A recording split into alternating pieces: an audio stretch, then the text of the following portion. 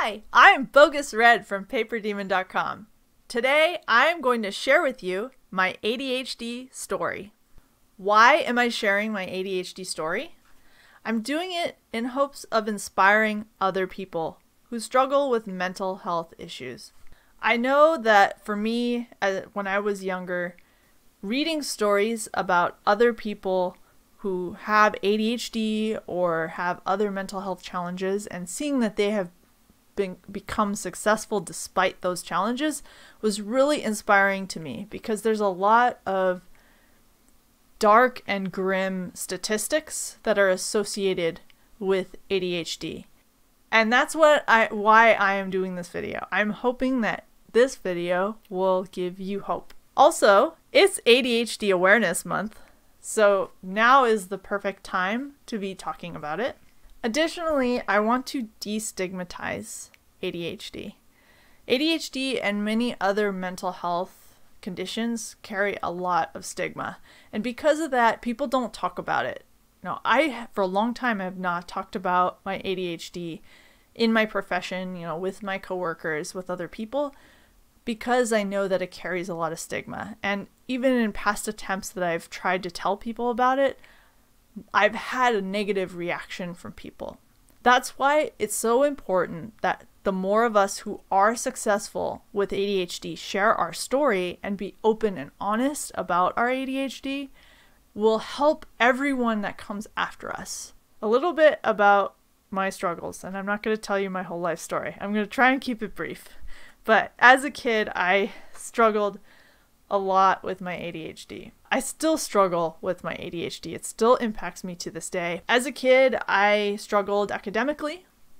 Of course, that's like really common for an ADHDer to struggle. Especially, I have a learning disability with reading. As a kid, I was not able to finish novels. That was a common assignment, especially in high school, to be assigned reading a novel. And then there would be quizzes based on the content, etc. I could not, despite all of my effort to try and read, I was not able to.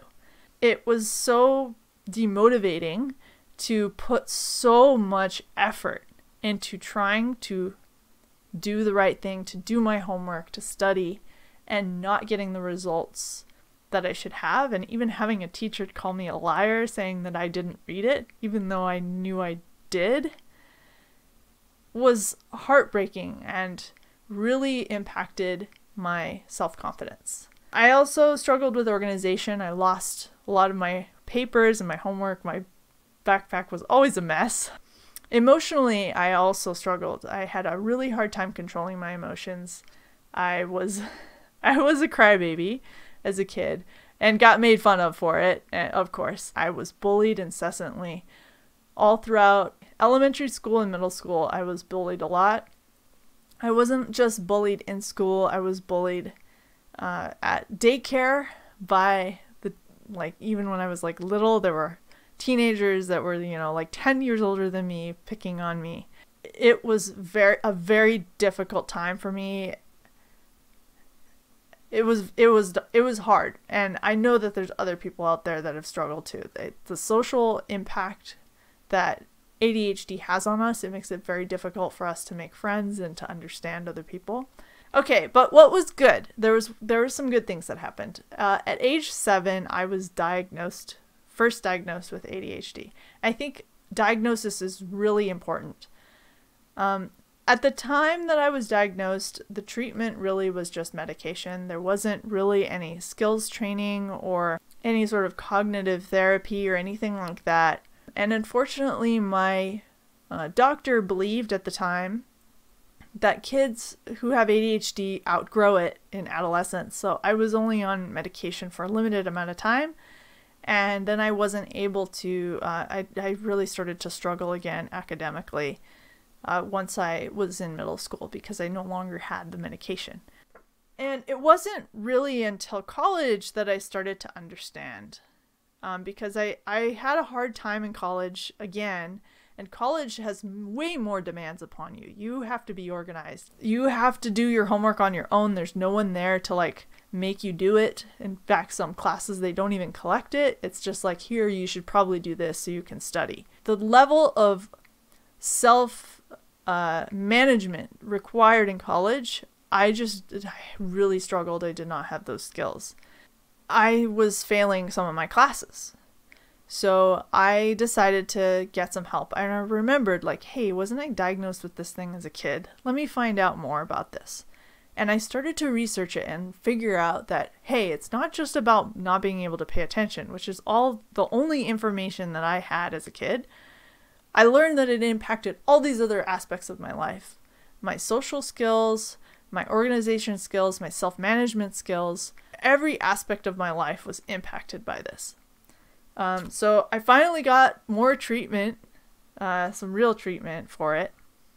And I think that really helped lead into my success. So I've been really fortunate to have had a lot of success professionally.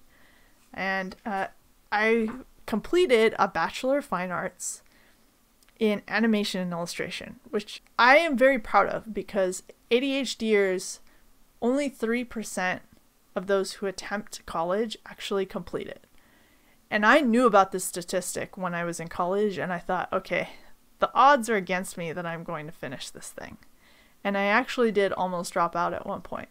While I was studying that, I actually ended up getting an internship at Google. And I've been at Google now for 12 years. So after completing that internship, they converted me to a permanent employee. And I've been there ever since, and it's a great company. I've been very fortunate to be there. One of the first things that I did at Google is I was a doodler. I was on a part of a team of illustrators that creates the homepage logos, and I created over 100 doodles that have appeared on Google's homepage. So my artwork has been seen by millions of people, and that's pretty cool, and that's something to really be proud of. And now I am actually a senior engineer at Google. I lead a team of other engineers, and we hack around and create stuff, which is also something to be proud of. I hope that this story has been inspiring to you. To hear that someone else who has struggled a lot with ADHD has been successful and has been able to manage it, and despite all of the challenges, be successful with it. So one more thing I want to share is that the reason that this YouTube channel exists and why this community exists is to help people that were like me as a kid. Like, I don't want other people to struggle the way that I did. A lot of people didn't understand me. I had a hard time finding other people that were like me, that understood me, that accepted me. And that's really powerful. I want to share what I learned in hopes that it will help. Even if it just helps one person, then it's worth it. Let me know in the comments below, did any of this resonate with you? Do you struggle with mental illness, and what ways does it impact you? I'd love to hear from you in the comments below, and let me know if there's anything I can do to help support you. Also, if you'd like more information, please subscribe to my newsletter where I share mental health tips and creative tips. We're all here to help one another become more awesome. Thanks for watching. Bye.